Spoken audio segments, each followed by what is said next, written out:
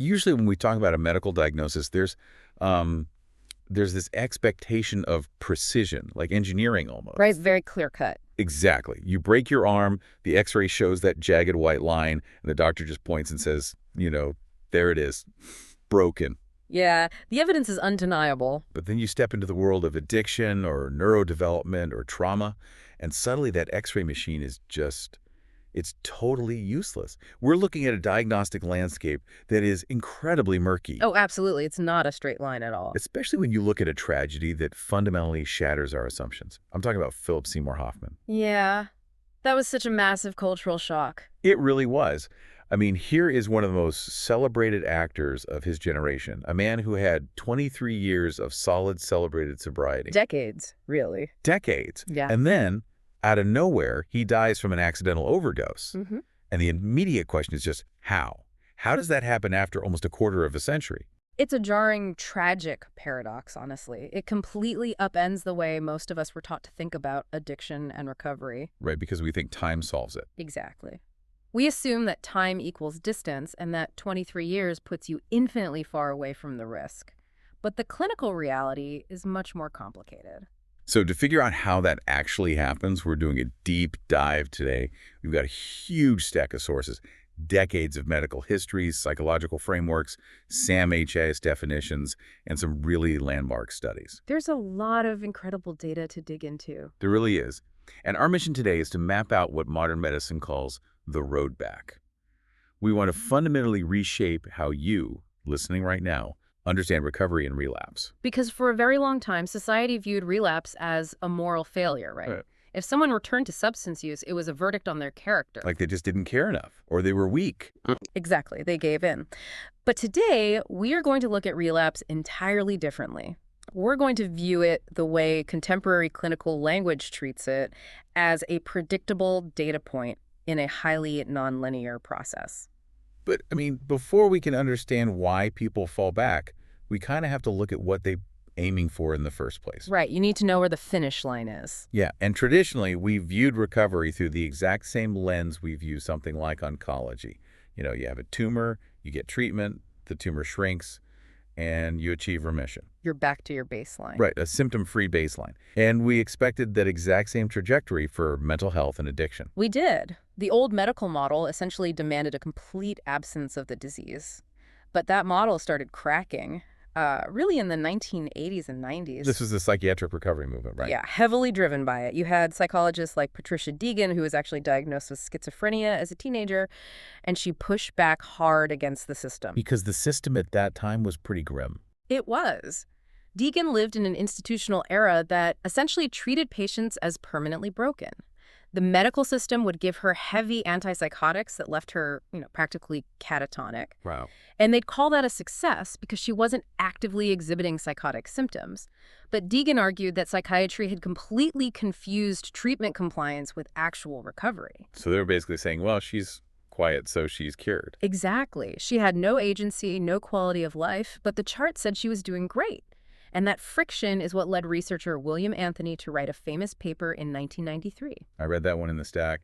He redefined recovery completely. He did. He defined it not as the absence of symptoms, but as a deeply personal process of changing your attitudes, values, and goals. Oh, just huge. It is. He was saying you can still experience symptoms like hearing voices or having mood episodes and still be considered in recovery if you've rebuilt a self-directed life around that illness. And this shift in the 90s created this massive ripple effect, right? It forced government institutions to eventually catch up. Yeah, it took a while, but they did. By the time SAM-HSA, that's the Substance Abuse and Mental Health Services Administration, released their official working definition of recovery in 2011, they practically broke the traditional medical model. They really pivoted hard. They defined it as a process of change where individuals improve their health, live self-directed lives, and strive to reach their full potential.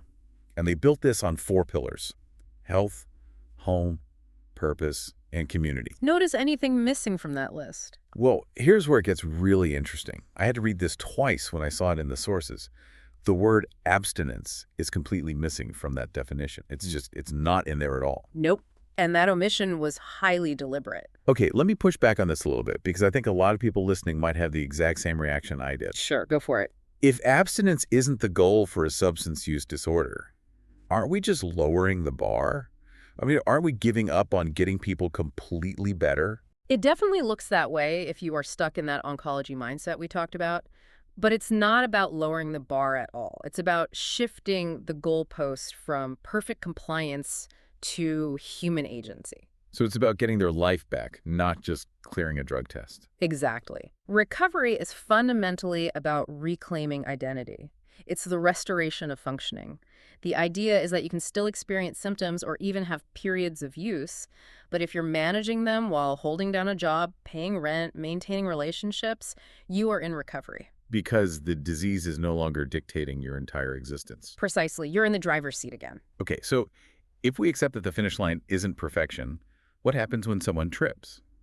How does medicine clinically categorize a return to use if abstinence isn't the sole metric? Well, first, we have to separate the cultural vocabulary from the clinical science. Culturally, we got a lot of terms from 12-step programs in the 1930s, words like a slip or taking it one day at a time. Right, which are deeply ingrained in how we talk about this. They are. But the actual clinical models didn't emerge until much later. In the 1980s, a psychologist named G. Allen Marlett at the University of Washington started looking at the dominant disease model. The one that said total abstinence is the only safe outcome. Exactly.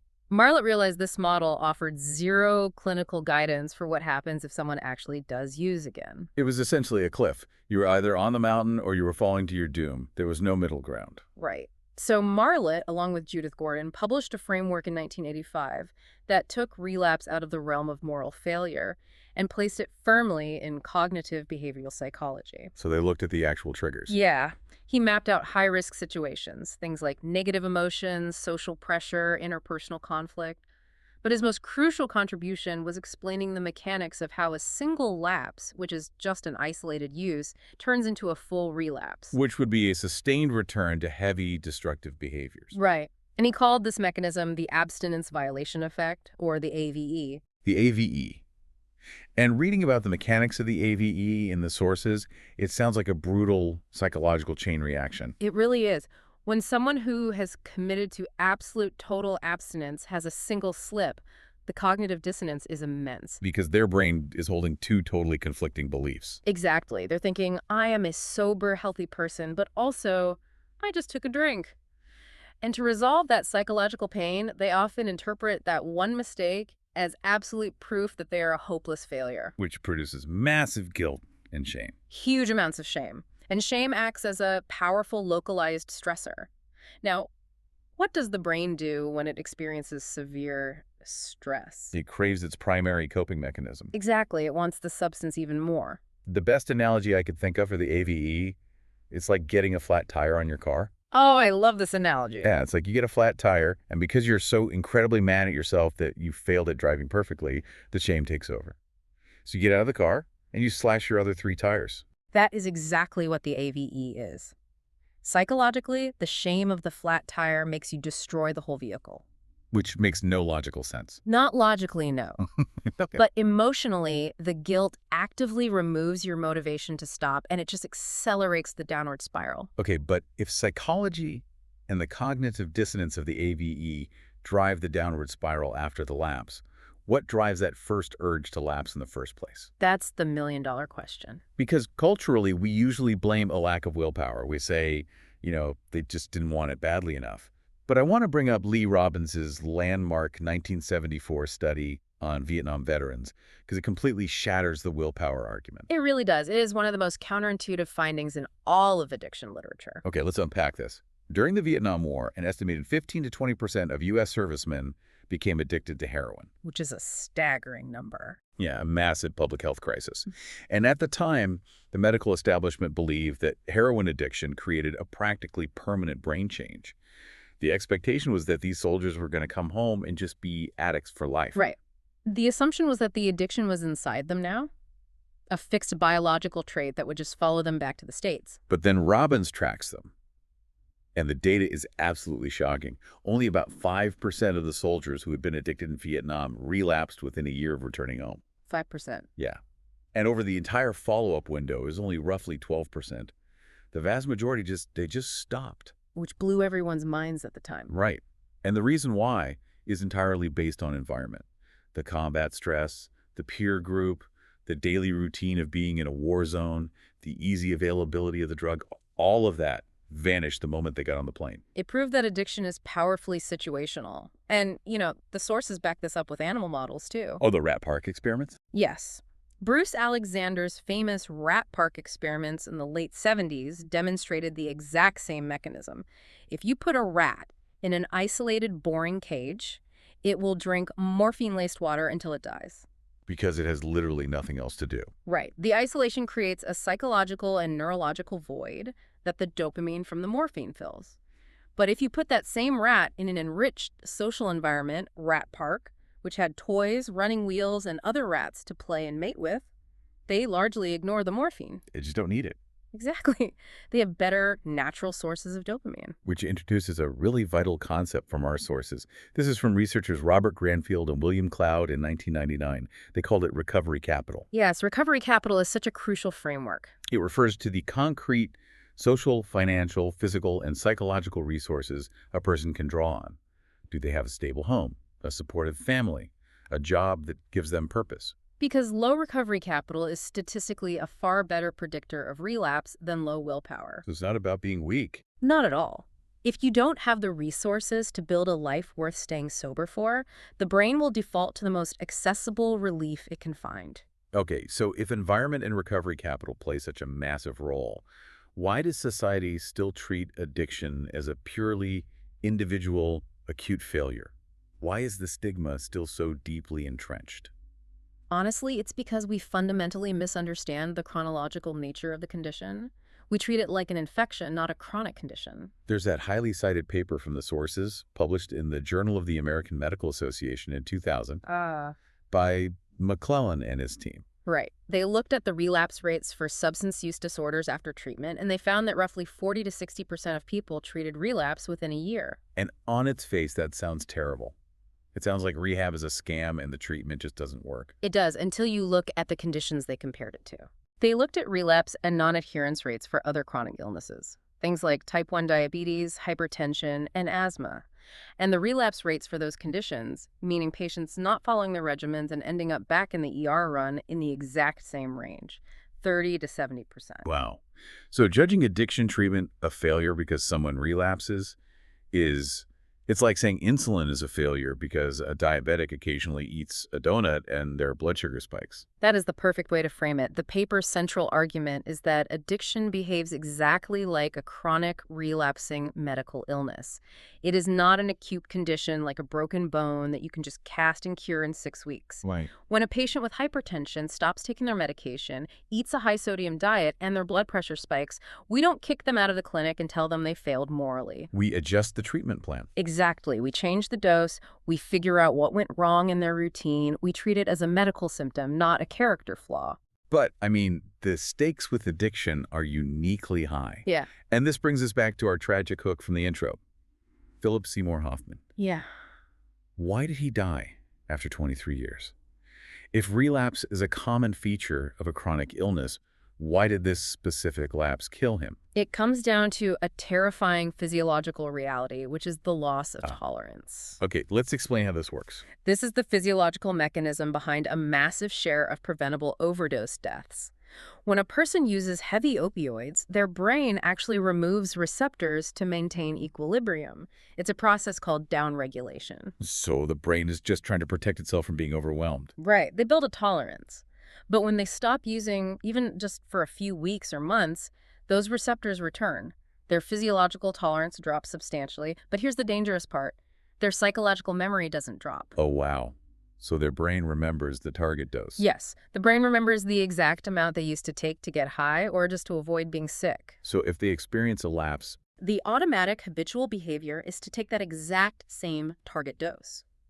But because their body has been abstinent and the receptors have reset, it completely floods the system.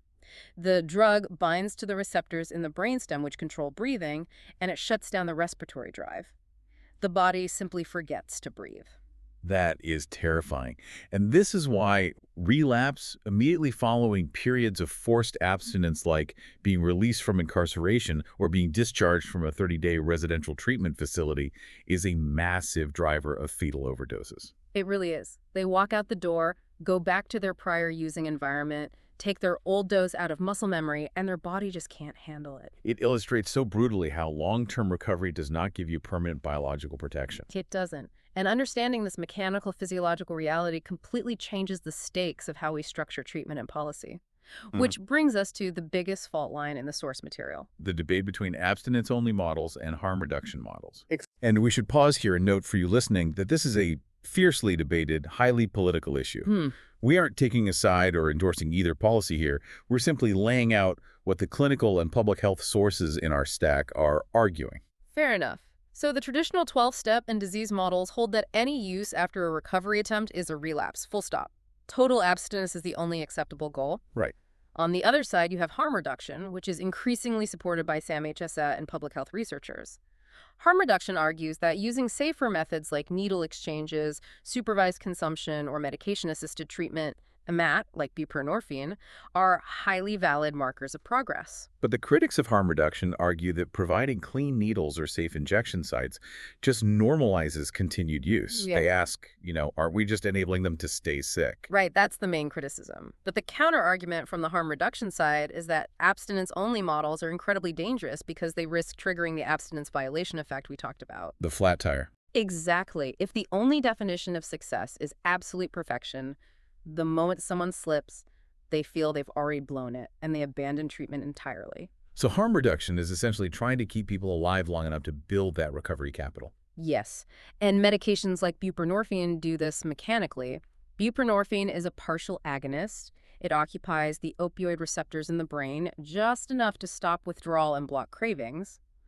But it doesn't turn the key all the way, so it doesn't produce the euphoric high. It just allows the person to function and rebuild their life. Exactly. Our sources also bring in psychologist Gene Heyman, who wrote a book called Addiction, A Disorder of Choice. That's a very provocative book. It is.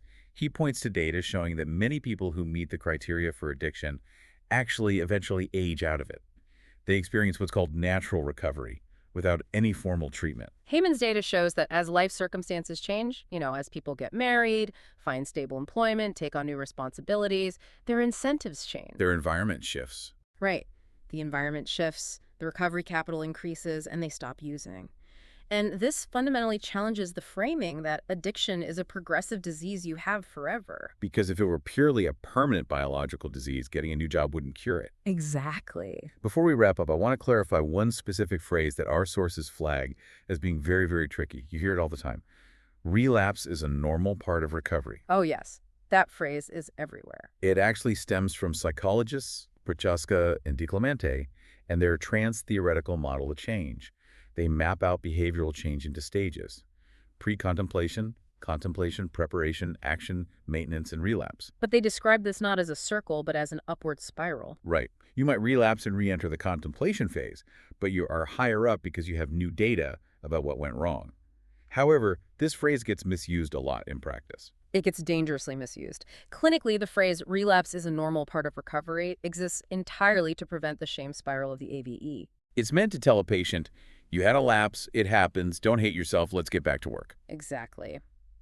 But sometimes patients, families, or even treatment providers stretch that phrase to excuse repeated, unaddressed relapses without actually changing the treatment plan. It just becomes a free pass to avoid the hard work of investigating the lapse. Which is the opposite of its intention.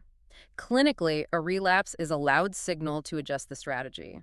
It means the current dose of medication or the therapy modality or the environment just isn't working. It is never an excuse to do nothing. Okay, so what does this all mean for you? Why does this deep dive matter if you aren't a clinician or someone personally in recovery? Because these aren't just academic terms. No, they really aren't. These definitions dictate criminal justice. I mean, should a lapse on a urine screen violate someone's parole and send them back to prison where they lose all the recovery capital they've built? It changes everything. It dictates insurance coverage and whether someone can even afford medication-assisted treatment. But most importantly, it dictates how we respond when someone we love is struggling. Replacing moral judgment with medical understanding, treating a lapse like a spike in blood pressure rather than a failure of the soul, can literally save a life by keeping that deadly shame at bay. And taking that further, if environment, context, and recovery capital are statistically better predictors of relapse than individual willpower, what happens when the environment driving the addiction is entirely inescapable? Wait, what do you mean? Well, we've talked mostly about substances today, but consider behavioral addictions. If you are addicted to your smartphone or social media, you can't just leave Vietnam and fly home to a clean environment. Oh, wow. Because the environment is in your pocket. Exactly. It is engineered by algorithms designed to trigger those exact dopamine loops. If recovery requires changing the environment, how do we treat a relapse when the entire modern world is the high-risk situation? That is a staggering thought to mull over. It really highlights how much the landscape of addiction is evolving around us every single day. We started this deep dive talking about Philip Seymour Hoffman and the mystery of how a quarter century of sobriety could end so suddenly. And as we've seen, it wasn't a failure of his character. No, it was a predictable, physiological collision of a dropped tolerance, a momentary lapse, and a relentless, chronic process. We encourage you to view the world and the people struggling around you through this new lens. Until next time.